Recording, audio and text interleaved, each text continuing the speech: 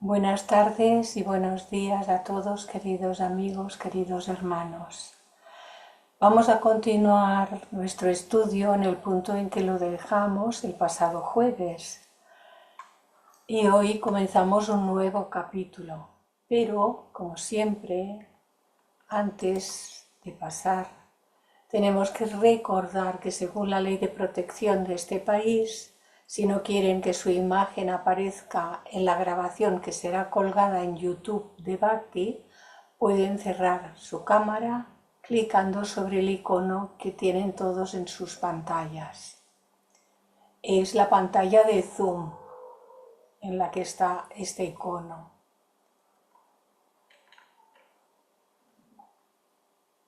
Y ahora unos momentos de silencio.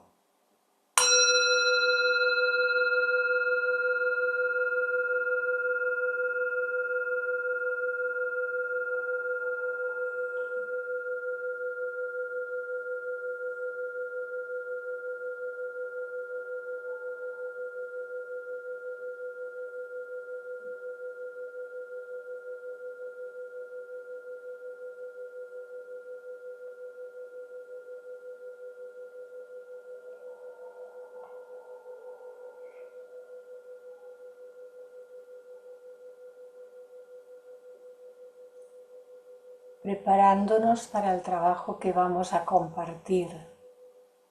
Recordemos mantener en nuestra mente y en nuestros corazones a todos los reinos de la tierra, a todos los seres, tal como dice el primero de los 3 objetivos, sin distinción de credo, raza, sexo, casta, color, es decir, sin distinción de ninguna clase.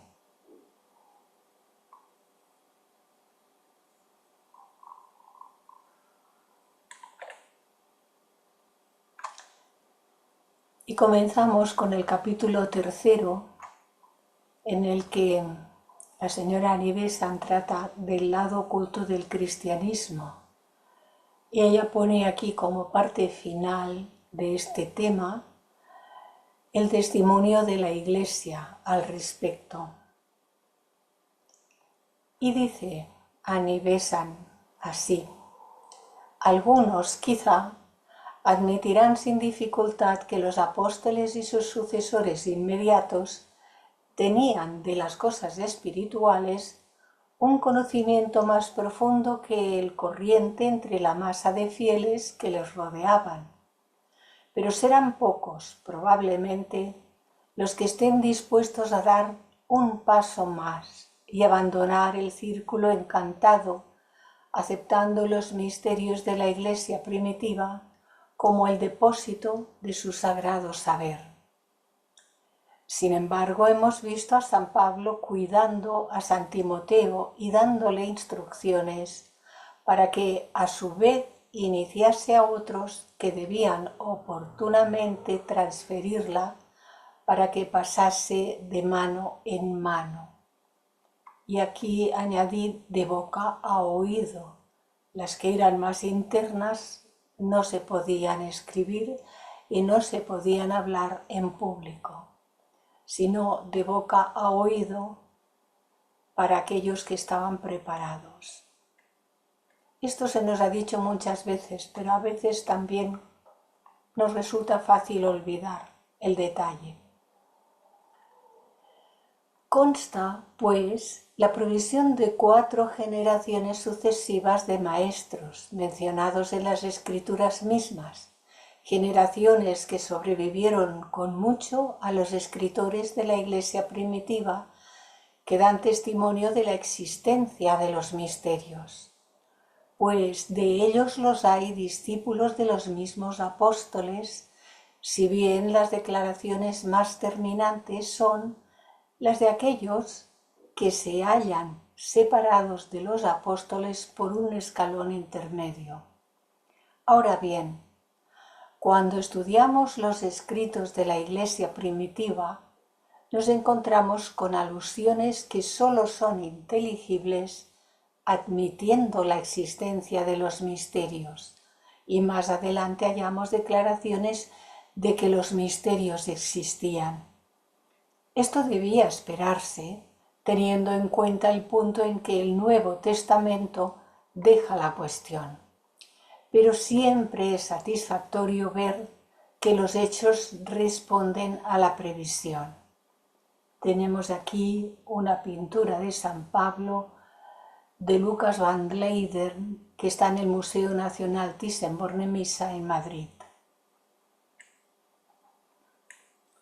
Los primeros testigos son los llamados padres apostólicos, discípulos de los apóstoles, pero quedan muy pocas obras suyas y estas son discutidas.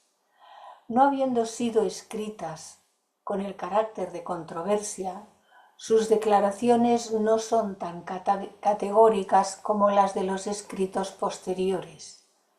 Sus cartas tienen por objeto animar a los creyentes. Y encontramos que hay un primer volumen donde dice el martirio de Ignacio en el capítulo 3. Las traducciones tenidas a la vista son las de la Biblioteca ante Nicea de Clerc, compendio utilísimo de la antigüedad cristiana. El número del volumen que aparece en primer término en las citas es el volumen de esa serie. Policarpo, obispo de Esmirna, y lo mismo que Ignacio, discípulos de San Juan, manifiesta confianza en que las personas a quienes se dirige estén bien versadas en las Sagradas Escrituras y en que nada os sea oculto.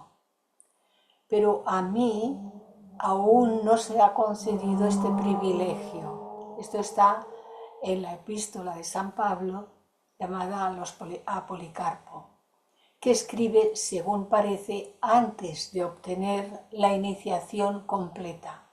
Pablo escribe esto antes de obtener la iniciación completa. Escrito así porque sabemos que el proceso de la iniciación consta de varias iniciaciones sucesivas que se pueden prolongar en un determinado tiempo o que pueden ser más seguidas según sea la preparación del candidato. Policarpo vivió en la antigua Esmirna, ciudad griega que competía con las vecinas Éfeso y Pérgamo por ser la más grande de la provincia de Asia. En ella se desarrolló una comunidad del cristianismo primitivo bajo tutela del apóstol San Juan, que dirigía las comunidades de Asia desde su asiento en Éfeso. El libro del Apocalipsis menciona a Esmirna, a muy poca distancia de Éfeso, menciona a Esmirna como la segunda entre las 7 iglesias de Asia, detrás precisamente de Éfeso en el orden. Y busqué en qué consistían estas 7. Las 7 iglesias de Asia mencionadas en el libro del Apocalipsis, en los capítulos 2 y 3, son comunidades cristianas primitivas situadas en la antigua provincia romana de Asia, en la actual Turquía occidental, sí, la parte que está aquí. Éfeso, Esmirna, Pérgamo, Tiatira, Sardis, Filadelfia y la Odisea. Cada uno de estos recibió un mensaje específico de Jesús a través del apóstol Juan. Aquí están los detalles de las 7 iglesias. En Éfeso, elogiada por su trabajo y perseverancia, pero reprendida por haber perdido su primer amor, y no especifica de qué se trataba. Esmirna, iglesia perseguida y pobre, pero espiritualmente rica, elogiada por su resistencia. Pérgamo, situada donde estaba el trono de Satanás, elogiada por no negar la fe, pero reprendida por tolerar falsas doctrinas. Y a esto debe de referirse cuando dice que estaba el trono de Satanás, pues debía haber por allí gentes que rechazaban completamente las enseñanzas de la sabiduría, las enseñanzas que daban en aquel momento los apóstoles y etc. La siguiente era Tiatira, elogiada por su amor y fe, pero reprendida por tolerar la inmoralidad y la idolatría. Así que aquí también había gentes para todas las actividades. Sardis, reprendida por tener reputación de estar viva, pero estar espiritualmente muerta. Filadelfia, elogiada por su perseverancia y fidelidad, a pesar de tener poca fuerza. Porque hace más el que tiene perseverancia y fidelidad que el que realmente puede. Y esto son palabritas que nos conviene oírlas bien, porque pueden ser dirigidas a cada uno de nosotros. La Odisea, fuertemente reprendida por ser tibia, ni fría ni caliente. Estas ciudades eran centros urbanos importantes en el siglo I y hoy en día son sitios arqueológicos visitados en Turquía. Esto lo añadí porque en el libro no venía, pero al nombrar las 7 iglesias me pareció que era importante añadirlo. Y sigue diciéndonos Annie Besant en su libro: Barnabás habla de comunicar alguna parte de lo que yo mismo he recibido, alguna parte, no todo. Y después de exponer la interpretación mística de la ley, declara que nosotros, pues, entendiendo rectamente sus mandamientos, los explicamos como el Señor quería. El Señor refiriéndose a Jesús, del cual habían recibido esas enseñanzas, aunque muchos de ellos las recibieron a través de los apóstoles que habían seguido.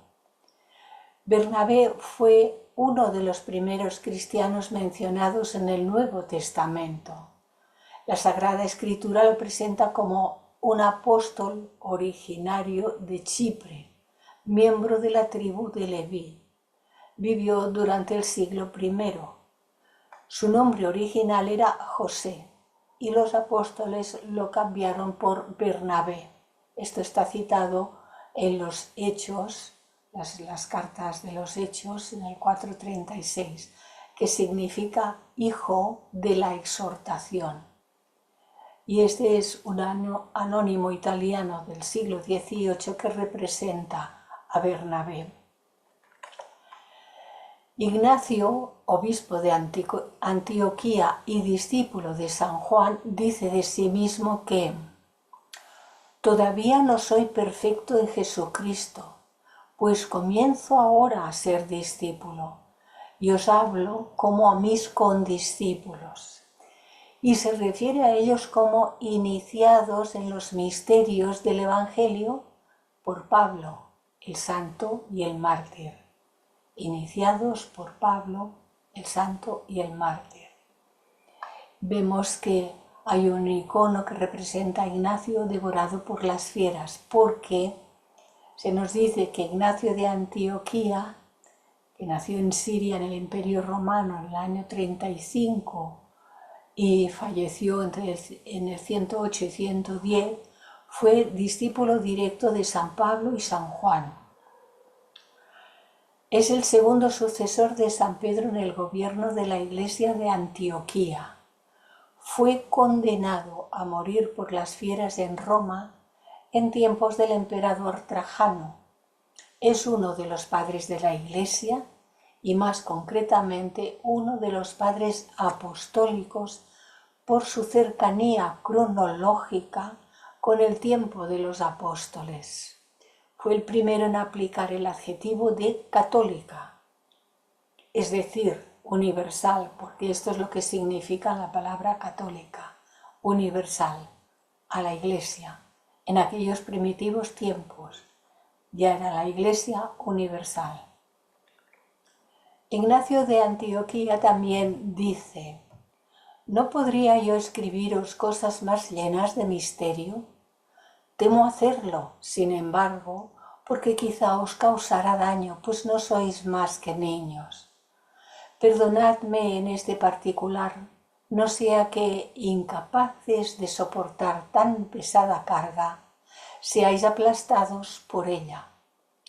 Yo mismo, aunque ligado por Cristo y capaz de comprender cosas del cielo, las jerarquías angélicas y las diferentes clases de ángeles y huestes, la diferencia entre poderes y dominios y las variedades de tronos y autoridades, el poder de los eones, la preeminencia de querubines y serafines, la sublimidad del Espíritu, el reino del Señor y sobre todo la incomparable majestad del Dios omnipotente. Aunque versado en estas cosas, sin embargo, estoy muy lejos de ser perfecto y de ser un discípulo como lo eran Pablo o Pedro. La angeología es una rama de la teología que consiste en el estudio de los ángeles, llamados así ángeles por la religión cristiana. En otras religiones se denominan genéricamente devas. En el cristianismo los ángeles son los agentes de Dios. En teosofía los llamaríamos las jerarquías. Así lo hemos visto en otras presentaciones, en otros cursos, y se denominan las jerarquías. Son los agentes del logos, de Dios, del logos solar en nuestro caso, los agentes porque son trabajadores, porque cumplen aquellas tareas para los cuales están capacitados y lo hacen de una manera ordenada. Y sigue diciendo, varias obras de teología cristiana han ideado jerarquías de seres angélicos. El nombre dados son los mismos de estas 9 series. Serafines, querubines, tronos son los más elevados. Dominaciones, virtudes, potestades, principados, arcángeles y ángeles. Este pasaje es interesante porque demuestra que la organización de las jerarquías celestiales era uno de los asuntos que se enseñaban en los misterios. Además, habla del sumo sacerdote, el hierofante, que es el encargado del Sancta Sanctorum y el único a quien se han confiado los secretos de Dios. Nos encontramos enseguida con San Clemente de Alejandría y con su discípulo Orígenes, y hemos visto que son citados en la Doctrina Secreta. Los dos escritores de los siglos II y III, que dicen más acerca de los misterios de la Iglesia primitiva.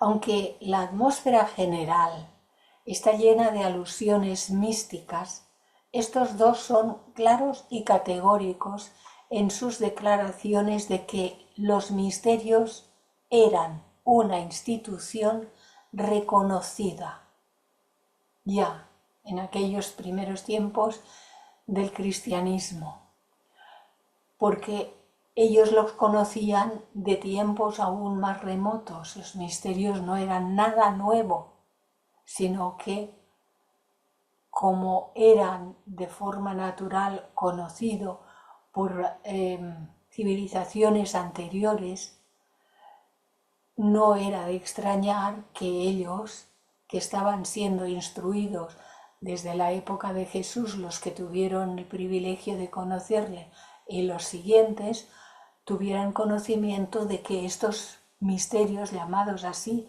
los misterios menores, los misterios mayores, eran una institución interna reconocida. La jerarquía angélica cristiana más influyente fue presentada a principios del siglo VI después de Cristo por Pseudo Dioniso Areopagita en su obra de de Coelesti hierarchia, sobre la jerarquía celestial es la traducción.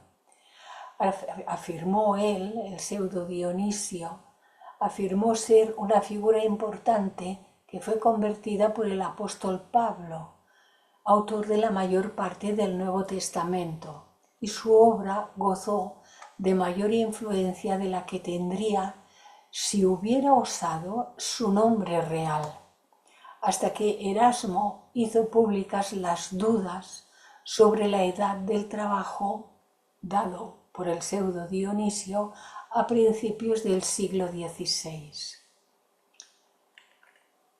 Y entresaqué lo que se habla acerca de este Areopagita, Dionisio Areopagita del siglo I. Dice que es una figura cristiana del siglo I después de Cristo, mencionada en los Hechos de los Apóstoles. Este es el verdadero Dionisio Areopagita, no el pseudo, que es de mucho después.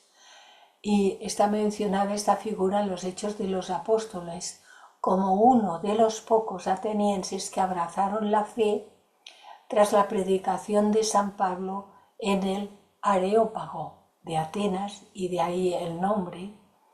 Esto está en los Hechos.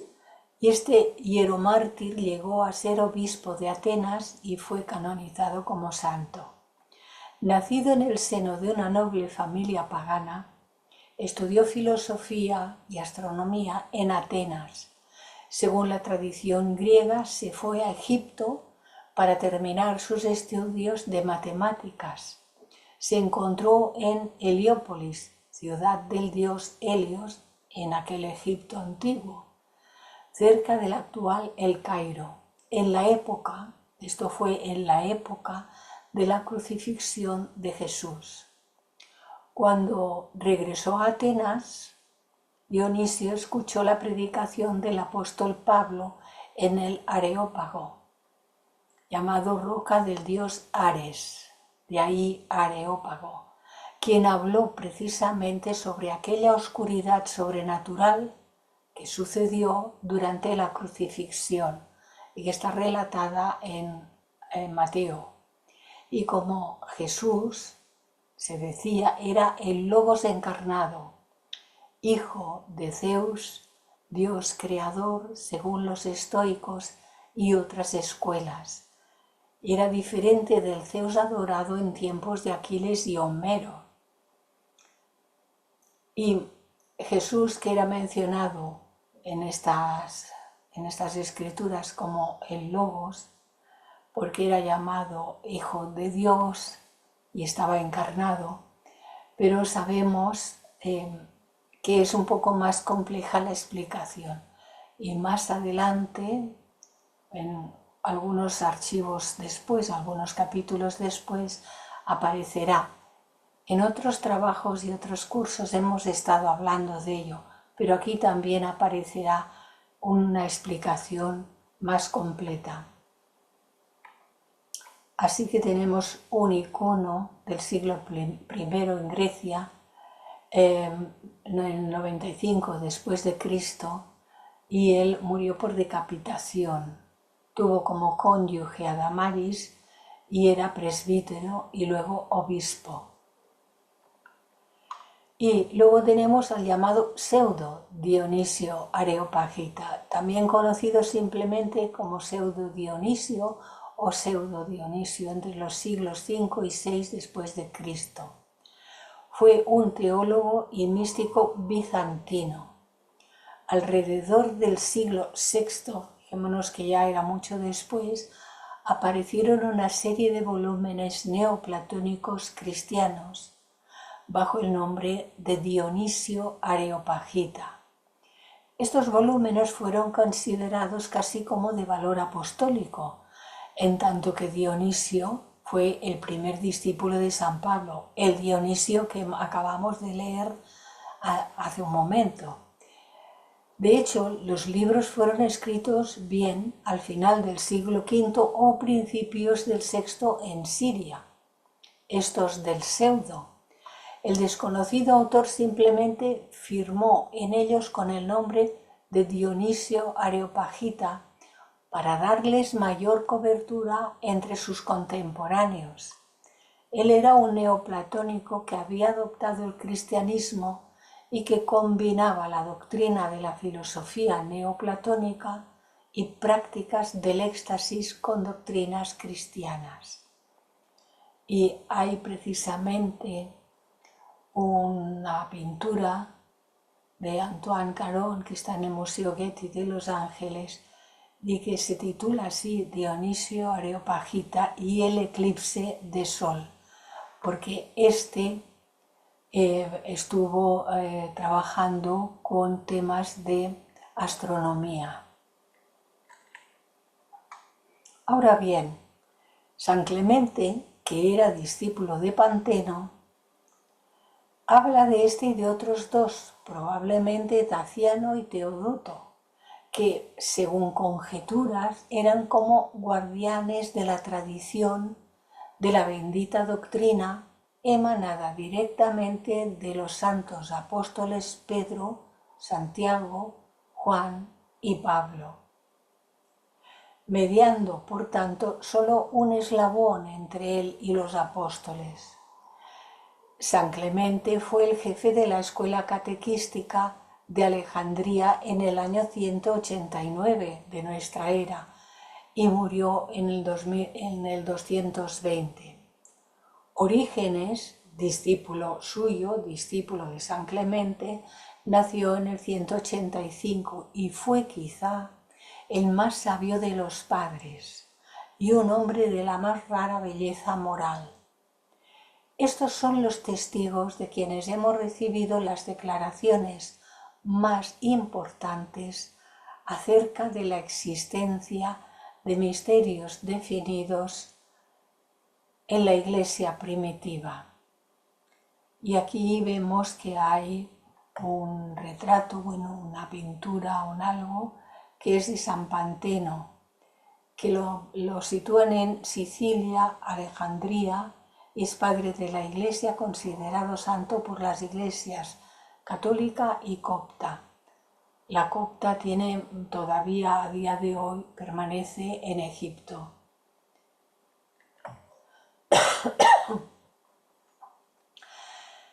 La llamada Estrómata o Misceláneas de San Clemente constituye la fuente de nuestra información acerca de los misterios en su tiempo.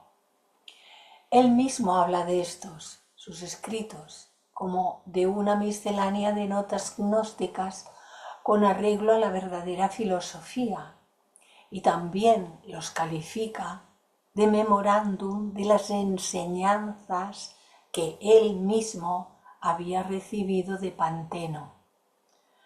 Estrómata, llamado también tapices del significado, y también traducido como miscelánea, es la tercera obra de la trilogía de Clemente de Alejandría sobre la vida cristiana. El contenido de los Estrómata, como su título lo indica, es variado. Su lugar en la trilogía está en disputa, las opiniones de unos y de otros. Clemente inicialmente tenía la intención de escribir el Didasculus, una obra que complementaría la guía práctica del Pedagogus, con una educación más intelectual en teología. El Estrómata es menos sistemático y ordenado que los otros trabajos de Clemente, y André Mehat ha teorizado que estaba destinado a un número limitado de lectores esotéricos. Por lo tanto, cuando dice a un número limitado, significa que sus enseñanzas están preparadas para que puedan recibirlas, comprendiéndolas mejor, un mayor número de personas. El pasaje es instructivo. Dice: el Señor nos permitió comunicar sus misterios divinos y esa santa luz a aquellos que pueden recibirlos, a aquellos que pueden recibirlos, que no son todos, que no somos todos. Él no descubrió ciertamente a los muchos lo que a los muchos no pertenecía, sino a los pocos, a quienes él sabía que pertenecían, es decir, a los que estaban preparados para poderlos recibir, poderlos comprender, poderlos aplicar a sus vidas y guardarlos con todo el respeto y el cuidado que esas enseñanzas merecían. Pero, como hace Dios, las cosas secretas se confían a la palabra, no a la escritura. Y si alguno dice que está escrito, que nada hay secreto que no deba ser revelado, ni nada oculto que no deba ser descubierto, que sepa también de nosotros que el que oye en secreto, hasta lo secreto le será manifestado. Esto es lo predicho por tal oráculo. Y para aquel que es capaz de observar en secreto lo que se le da, será descubierto como verdad lo que está velado. Y lo que está oculto a los muchos aparecerá manifiesto a los pocos. Vuelvo a repetir esta última porque es de gran importancia. Y para cada persona que es capaz de observar, de recibir en secreto lo que se le da, será descubierto como verdad lo que está velado. Para él estará al descubierto lo que está velado. Y lo que está oculto a los muchos, porque no se da a todos, aparecerá a él, a ella, manifiesto a los pocos, porque siempre serán los pocos. En teosofía se nos ha dicho que hay una ley del silencio y se corresponde con lo que aquí nos está diciendo. Antes de que se nos pueda hacer partícipes de enseñanzas más profundas que vendrán, cuando estemos preparados vendrán, cuando estemos preparados se nos darán.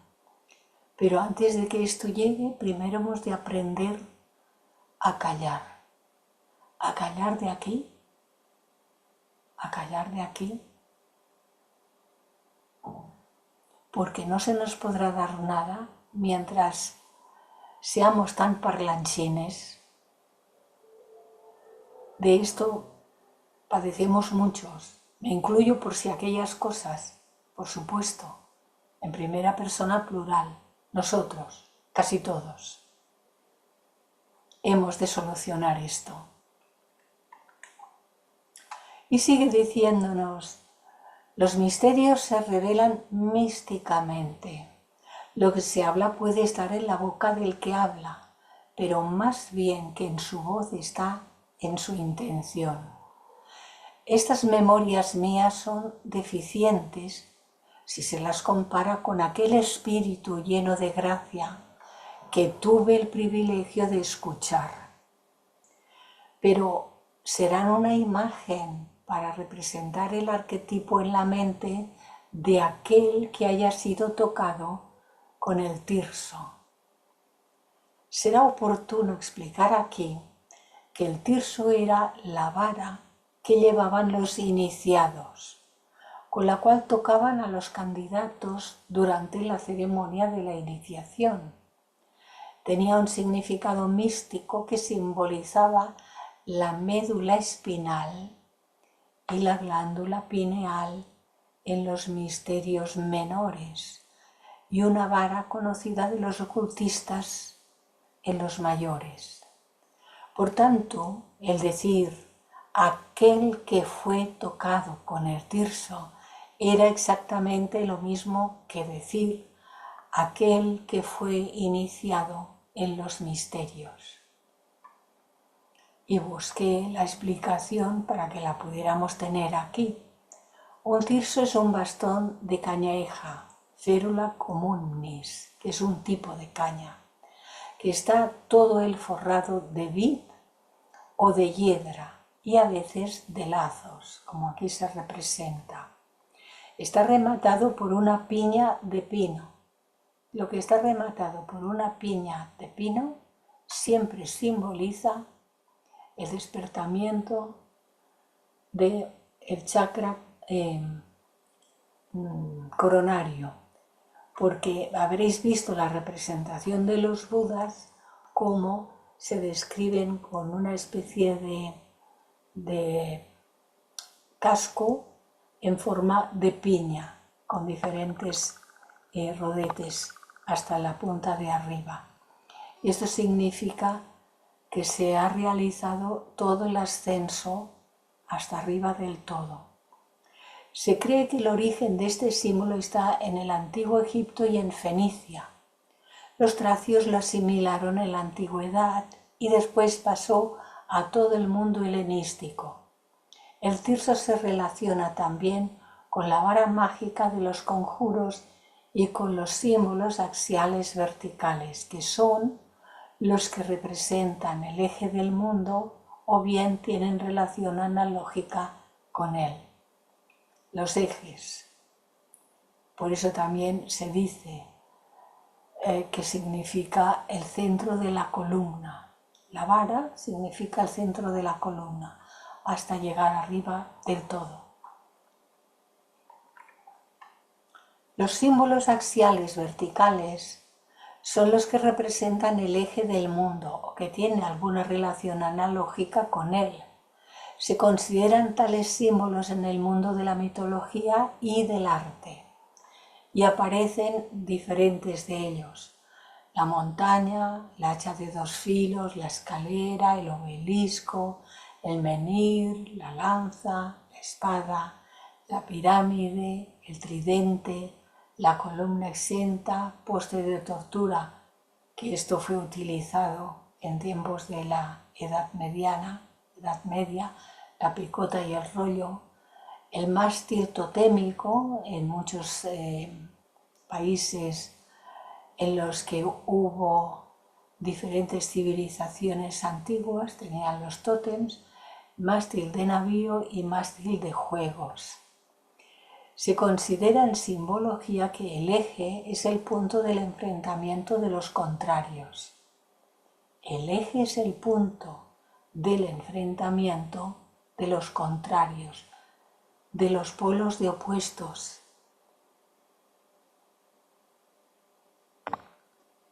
El punto medio, el camino del medio, el filo de la navaja.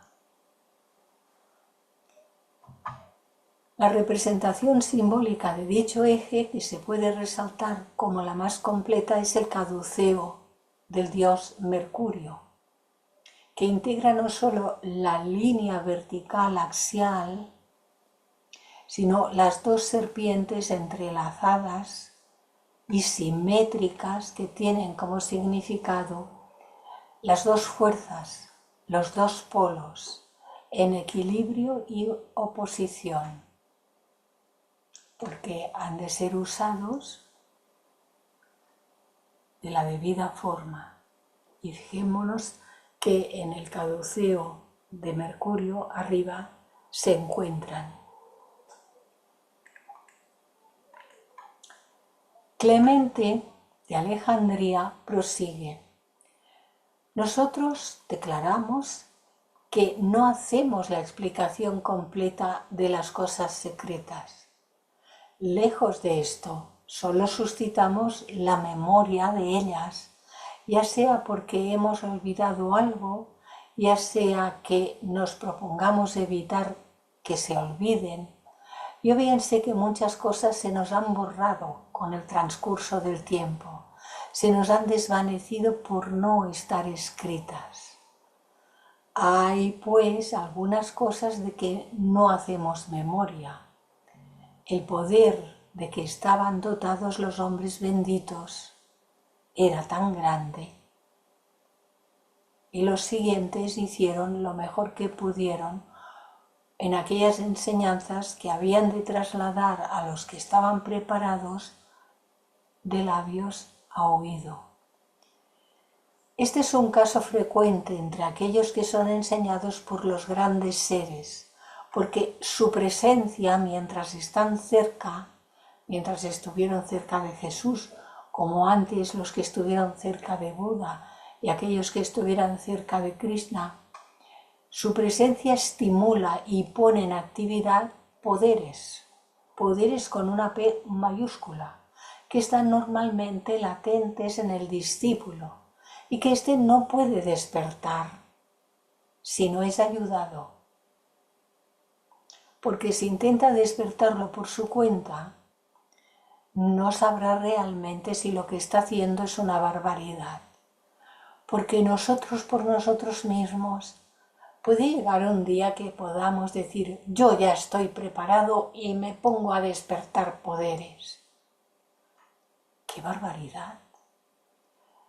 Pero ha habido gente que lo ha hecho y yo he conocido a algunos que decían que iban a ponerse a hacer tales cosas. ¡Qué barbaridad! Por eso no se pueden despertar si no es ayudado. ¿Ayudado por quién?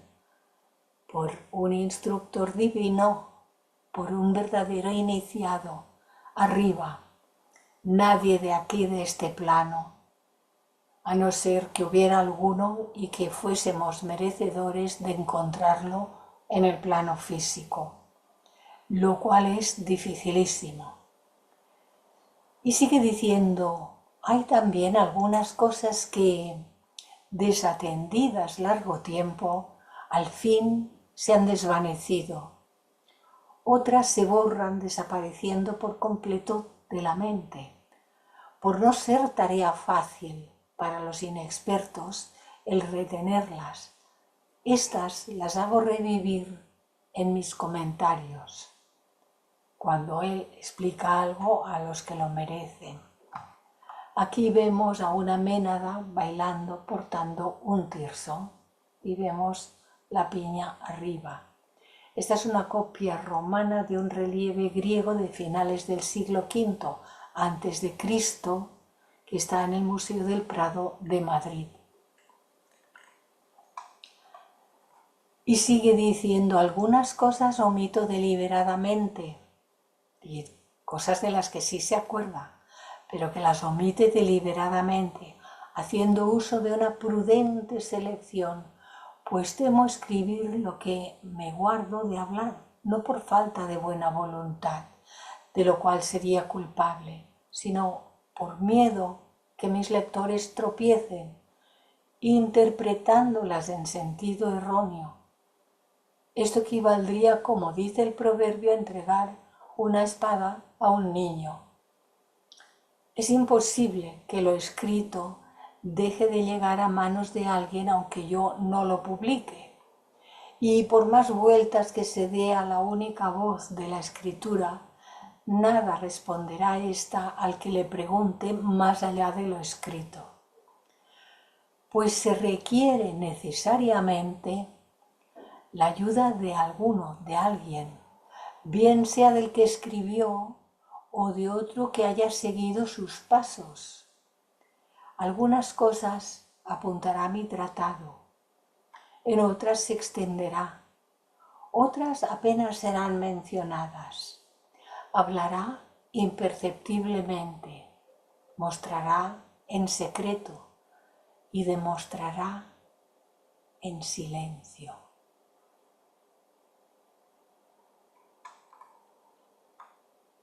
Algunas cosas apuntará mi tratado, lo que él dejó escrito.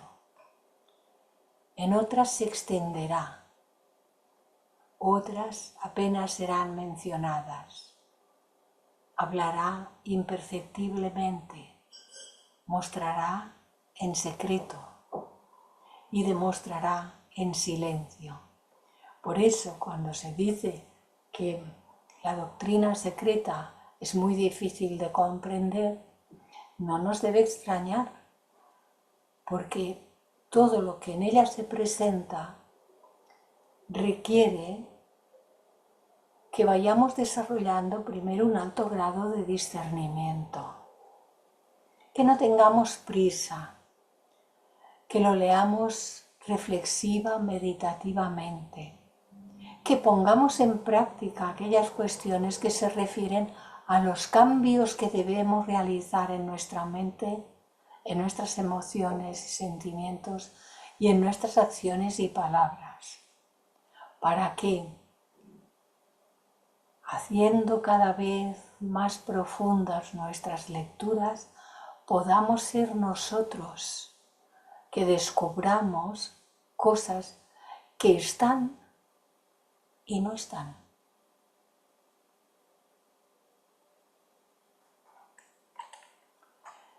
Este pasaje solo basta para probar. Este pasaje solo basta para probar la existencia de una enseñanza secreta en la Iglesia primitiva.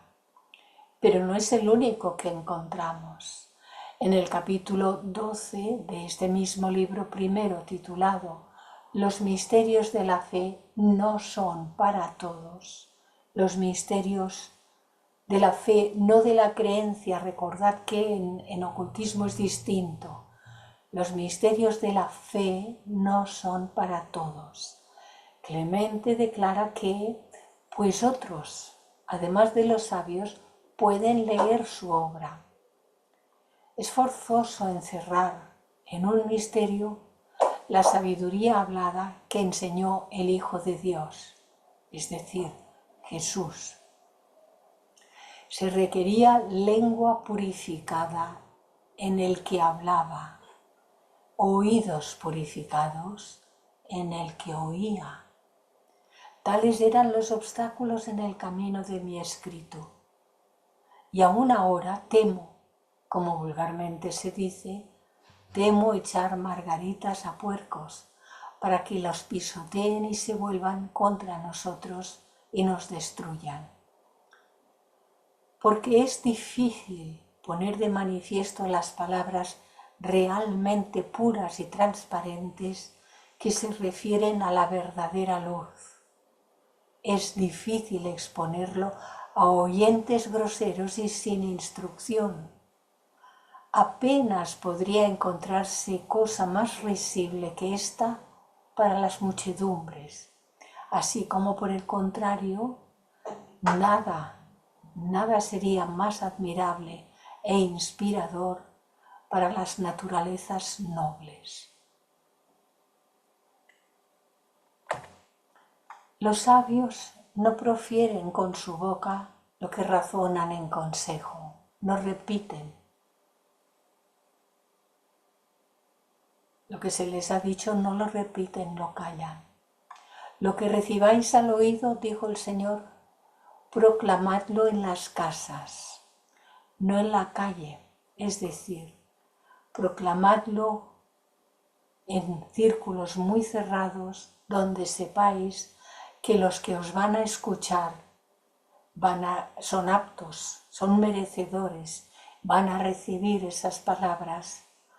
No se van a burlar de ellas, sino que las van a recibir y las van a aplicar y las van a mantener en su mente y en su corazón.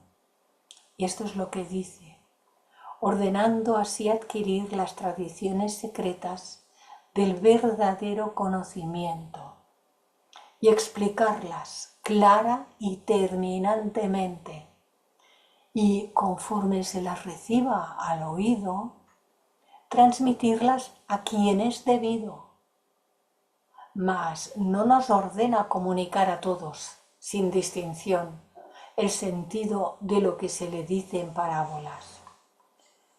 Por tanto, solo consigo en las memorias un bosquejo que contiene la verdad muy esparcida, para que pueda escapar a la penetración de aquellos que recogen las semillas como los grajos. Mas si tropiezan con un buen cultivador, cada una de ellas germinará y producirá grano. Así que lo que hablemos debe ser de esta naturaleza. Y cuando no haya personas capaces de escuchar, debemos ser muy prudentes, muy parcos en palabras y podemos hablar de, oye, pues está nublando y me parece que va a caer una tormentita. Y con esto no engañaremos a nadie porque además esta tarde está siendo verdad y no perjudicaremos a nadie. Clemento pudo haber añadido que proclamar en las casas significaba proclamar o explicar en la asamblea de los perfectos, a los pocos, de los iniciados, a los pocos, y en modo alguno predicar en alta voz a la multitud en las calles. En otra parte dice que los que todavía son ciegos y mudos y no tienen entendimiento, ni la visión penetrante y serena del alma contemplativa, deben permanecer fuera del coro divino.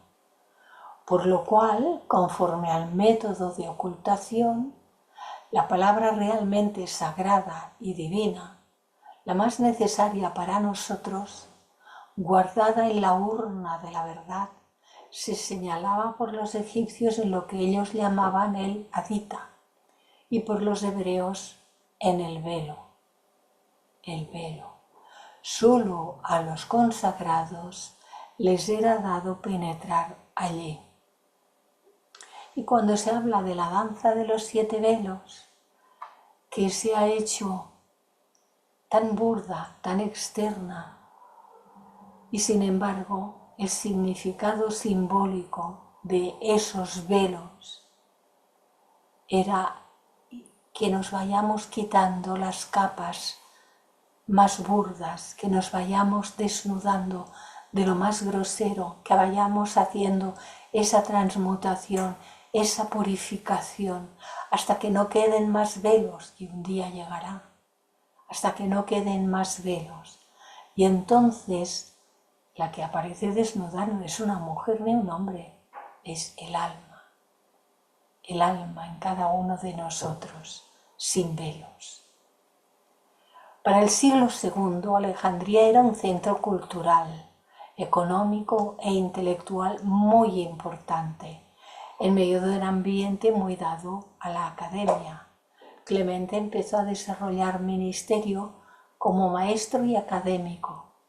Resultó ser un estudiante tan destacado en la escuela que, hacia el año 180 después de Cristo, sucedió a Panteno tras su muerte, para convertirse en el segundo líder de la escuela catequética de Alejandría.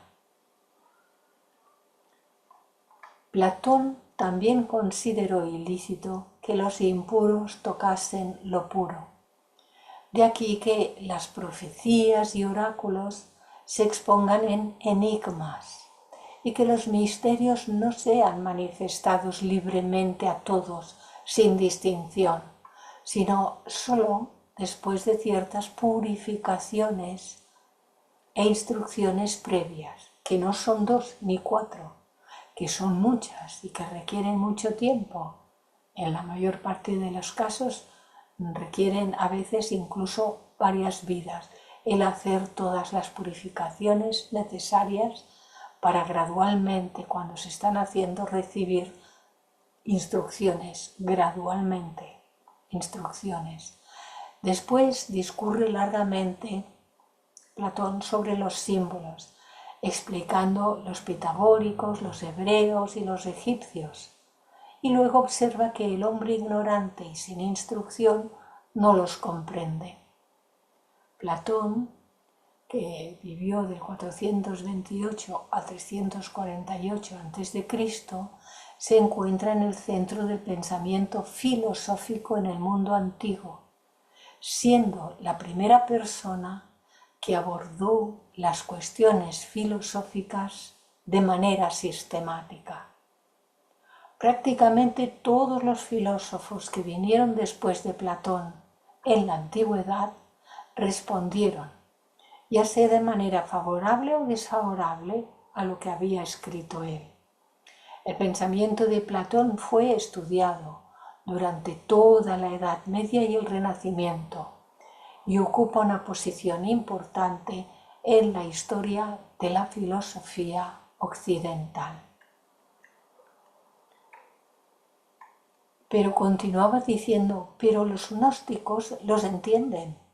Por tanto, no conviene que todas las cosas sean expuestas sin discreción a todos indistintamente, ni que los beneficios de la sabiduría sean comunicados a los que ni aun en sueños han sido purificados en el alma, pues no es permitido transmitir al primero que llega lo que se ha adquirido con tan penosos esfuerzos, ni son los misterios de la palabra para ser entregados al profano.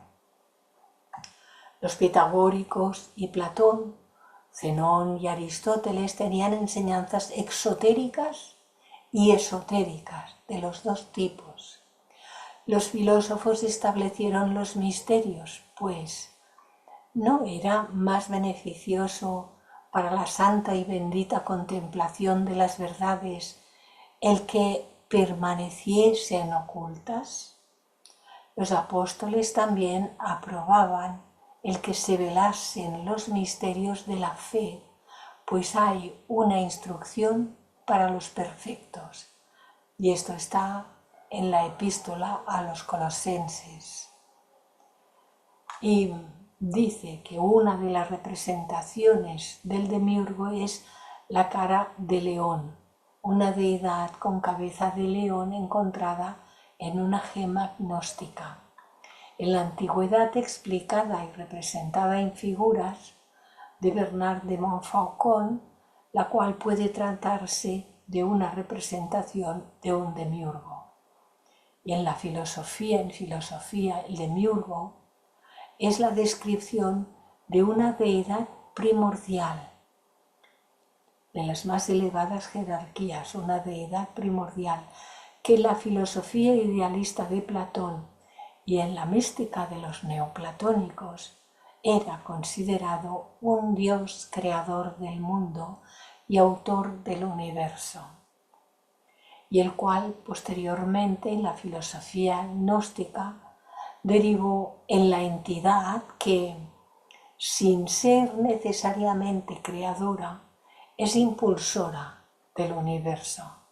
Demiurgo significa literalmente maestro, supremo artesano, hacedor. En este sentido, sería una de las primeras y más elevadas jerarquías. Así pues, de una parte están los misterios que permanecieron ocultos hasta el tiempo de los apóstoles, que fueron transmitidos por ellos conforme los recibieron del Señor Jesús, los cuales, velados en el Antiguo Testamento, fueron manifestados a los santos.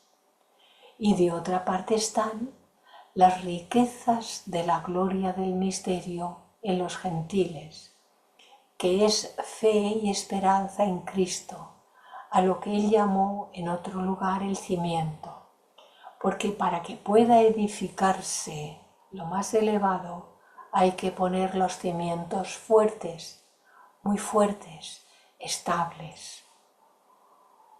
Clemente de Alejandría cita a San Pablo para demostrar que este conocimiento no pertenece a todos.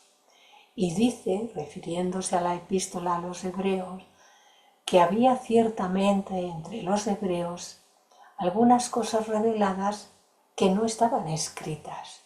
Y luego se refiere a San Barnabás, quien dice de Dios que ha puesto en nuestros corazones la sabiduría y el entendimiento de sus secretos.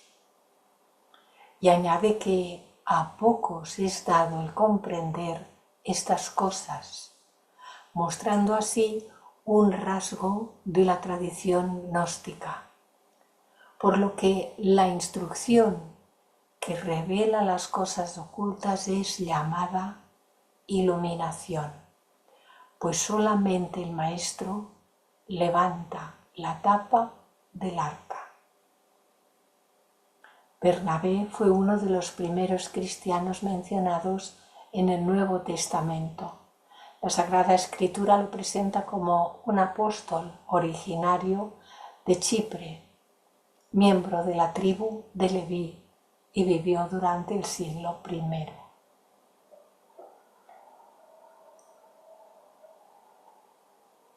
leeré esta última parte porque es muy importante y aquí lo dejaremos, aunque repite cuestiones que ya se nos han dicho en el día de hoy. Clemente de Alejandría cita a San Pablo para demostrar que este conocimiento no pertenece a todos. Y dice, refiriéndose a la epístola de los Hebreos, que había ciertamente entre los hebreos algunas cosas reveladas que no estaban escritas. Y luego se refiere a San Barnabás, quien dice de Dios que ha puesto en nuestros corazones la sabiduría y el entendimiento de sus secretos. Aquí están guardados. Y añade que a pocos es dado el comprender estas cosas, mostrando así un rasgo de la tradición gnóstica, por lo que la instrucción que revela las cosas ocultas es llamada iluminación, pues solamente el maestro levanta la tapa del arca. Así que hoy lo vamos a dejar aquí. Dejamos de compartir y pasamos a la galería, porque comprendo que es mucha información la que se nos está dando, material sobre el que conviene mucho reflexionar, meditar, observar.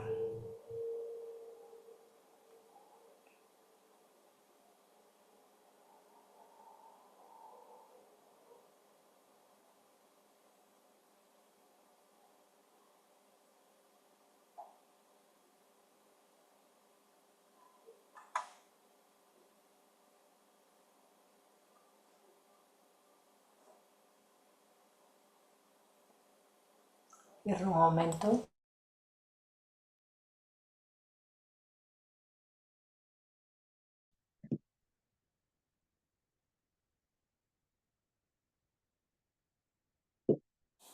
He bajado la persiana porque ahora ya no hay luz de fuera. ¿Qué tal?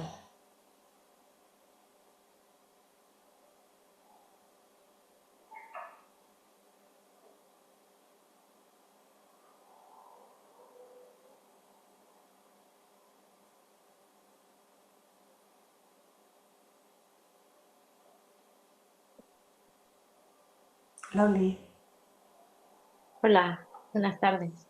hola. Durante la charla has mencionado a los místicos y a mí me gustaría saber si podrías hablar un poquito más sobre lo que es un místico. Pues a lo largo de lo que sigue, durante este curso, se va a hablar de los místicos. Ya me he colado. Lo que te has adelantado o quieres adelantarte, porque a Sí, veces todos andamos con claro. las prisas, ¿no? No, A ver, un místico es aquel que aun conociendo las cosas de afuera, mira hacia adentro, mira hacia lo superior, adecua toda su vida a las cualidades más elevadas que ahora todos tenemos, porque todos los seres las tenemos. Algunas están medio desarrolladas, otras más, algunas ni siquiera un poco. Cada quien sabrá cómo está, ¿verdad? Porque nos hemos de conocer a nosotros mismos y descubrir. Pero un místico mira a las cosas del cielo y vive su vida con una ética sublime, para reducirlo, dicho con muy poquitas palabras.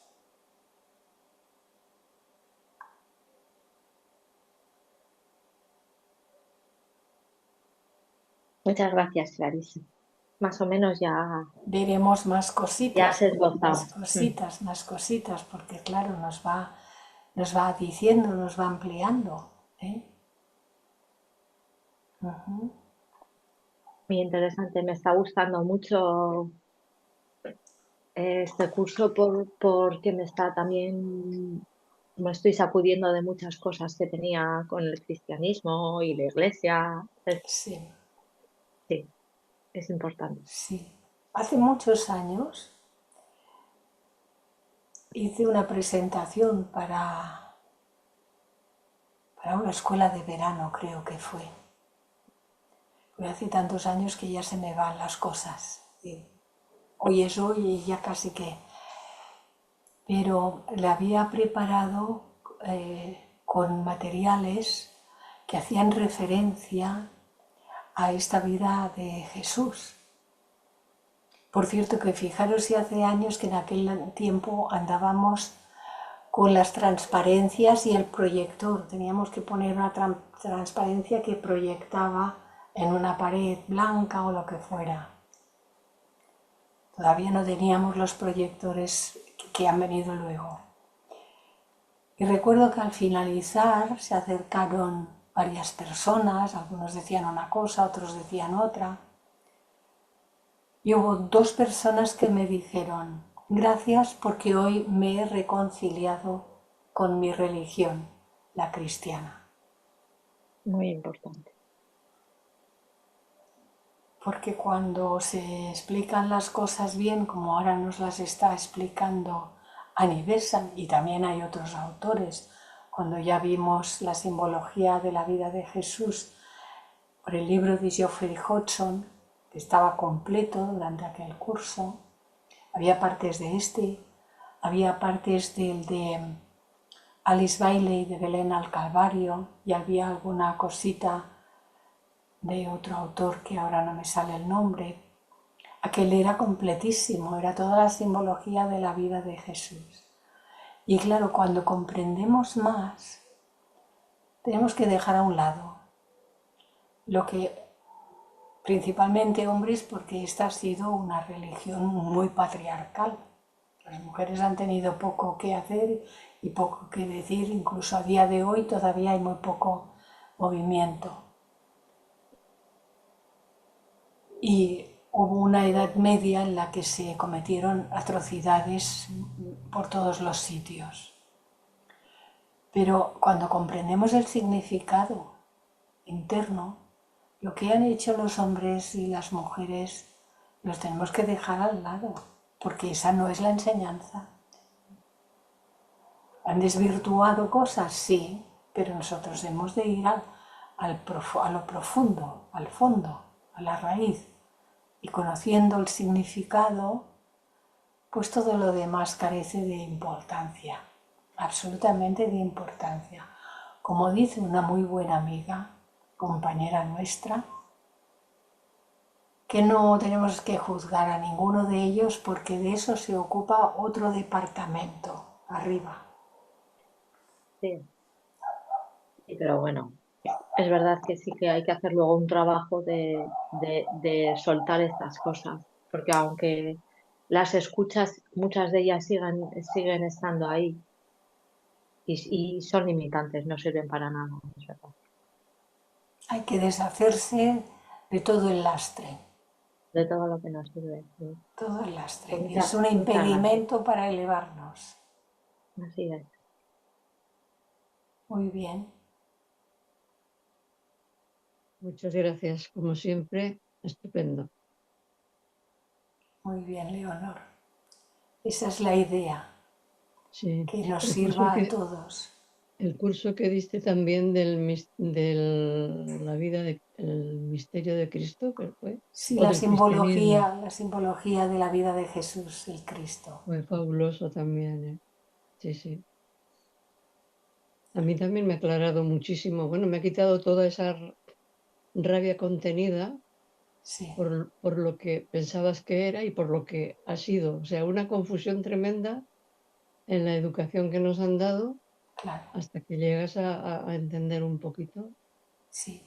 Y es tan hermoso cuando uno Sí, se sí, puede sí, quitar sí. todas esas cosas de encima. Es como una liberación, Mm, quitarse carga mental y emocional, importantísimo.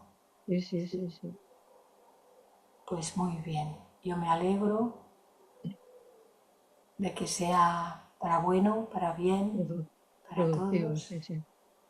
Muy bien, poquito a poco vamos dando pasito a pasito. Ujú. Es que al final te das cuenta de la unidad que están todas las religiones y es lo mismo, unas que otras, vistas de diferente forma de explicar. Sí, sí. Es la vida, la unidad. Es Bueno, una gracias. maravilla, la maravilla de las maravillas. Gracias. A vosotros por acompañarnos. Si nadie tiene nada más que comentar, que decir, pues entonces dejaremos la grabación, la cerramos.